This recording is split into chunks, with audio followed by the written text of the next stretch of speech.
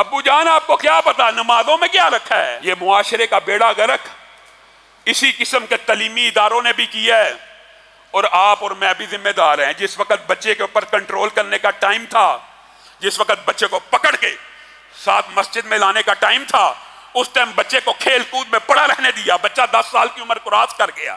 یہ 3 سال اللہ تعالیٰ نے پھر مہلت دی ہے، ڈانٹ ڈپٹ کر کے ایسی ضرب لگا کے جس سے نیل نہ پڑے، پھر اپنے تابع کر لو، پھر پکڑ کے مسجدوں میں لے آؤ۔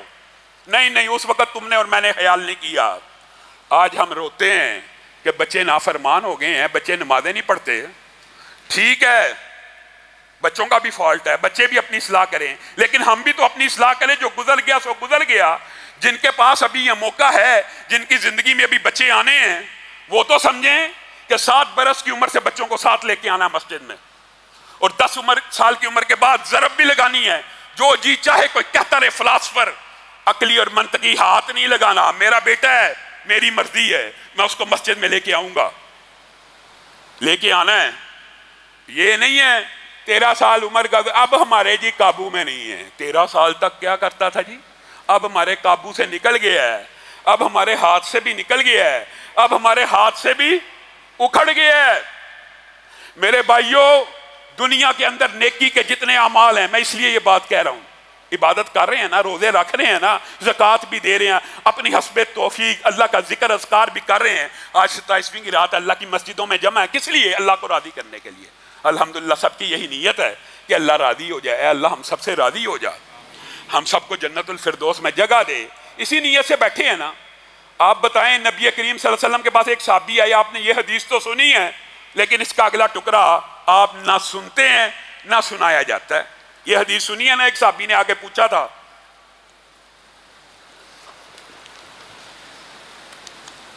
کیا پوچھا تھا؟ اللہ کے رسول، میں صرف نماز پڑھوں گا، میں صرف روزے رکھوں گا، میں صرف اگر زکوٰۃ کبھی صاحب نصاب ہوا تو زکوٰۃ ادا کروں گا۔ یہ حدیث سب کو یاد آ جائے گی ابھی۔ رسول اللہ صلی اللہ علیہ وسلم نے کہا جو جنتی دیکھنا چاہتا، سب نے سنی ہے نا؟ دیکھو اس بندے کو، دیکھو یہ جنت میں چلا جائے گا، صرف یہ کہا تھا؟ نہیں، یہاں تک تو بات سب کو یاد ہے، اگلی بات بھول گئے۔ نبی کریم صلی اللہ علیہ وسلم نے یہ کہا تھا، یہ بندہ جنت میں، صرف جنت میں نہیں جائے گا، بلکہ کیا، یہ بندہ یا اس جیسے لوگ سارے کے سارے جو یہ 3 عمل کریں گے، کل قیامت کے دن کہاں ہوں گے؟ نبیوں کے ساتھ، شہیدوں کے ساتھ، صدیقین کے ساتھ، اور اولیاء اور صلحاء کے ساتھ۔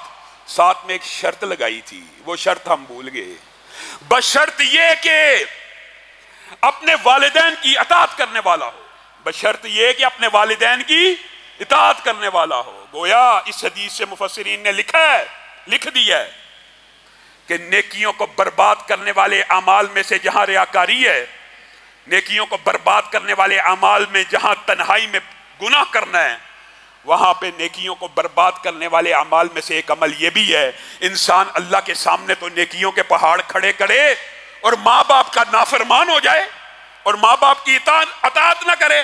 رسول اللہ صلی اللہ علیہ وسلم نے کہا اللہ کی رضا اس میں ہے کہ تیرا ماں باپ تجھ سے راضی ہو، اور اللہ کی نافرمانی اس میں ہے کہ تیرا ماں باپ تیرے سے ناراض ہو۔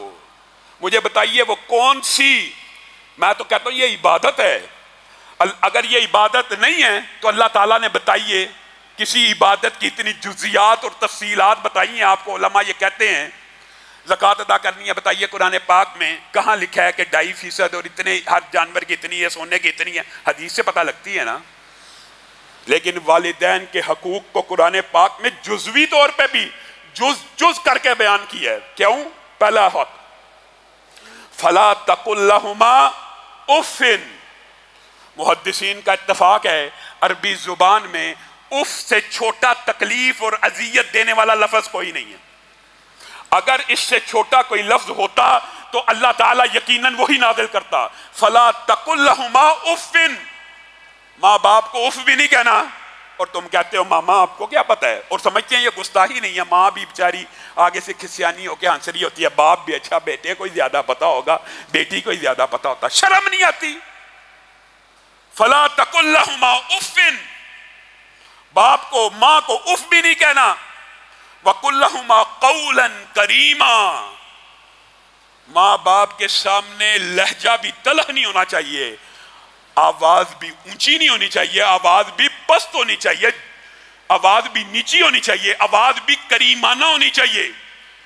صرف اسی پر بس ہے عزت احترام؟ صرف قول بتایا اللہ نے؟ اللہ تعالیٰ نے ماں باپ کے سامنے کھڑے ہونے کی کیفیت کو بھی جزوی طور پہ قرآن پاک میں بیان کیا۔ بتائیے کون سی عبادت کو اس طرح بیان کیا گیا؟ وَاخْفِضْ لَهُمَا جناح الذل من الرحمہ۔ بڑے بد نصیب ہیں وہ بچے، اللہ ان سب کو ہدایت دے جو اپنے ماں باپ کے سامنے کھڑے ہوتے ہیں تو قرآن کے اس حکم کو فراموش کر دیتے ہیں۔ اللہ تعالیٰ کہہ رہا ہے ماں باپ کے سامنے بولنے کی بات نہیں ہے، بولنے کی تو گزر گئی کہ کریمانہ بولنا ہے، اف نہیں کہنا، کھڑے کیسے ہونا؟ وَاخْفِضْ لَهُمَا جناح الذل، اپنے کندھوں کو جھکا کے کھڑے ہونا ہے، با ادب کھڑے ہونا ہے۔ بتائیے اللہ تعالیٰ نے کس عبادت کے اندر اور اس کیفیت کا اور حیت کا ذکر کیا ہو؟ وَاخْفِضْ لَهُمَا، ایسے مؤدب کھڑے ہونا ہے، ایسے مؤدب کھڑے ہونا ہے، ایسے احترام سے کھڑے ہونا ہے، ایسے اطاعت کے پوسچر سے کھڑے ہونا ہے کہ انگ انگ سے رحمت ٹپک رہی ہو، احترام ٹپک رہا ہو،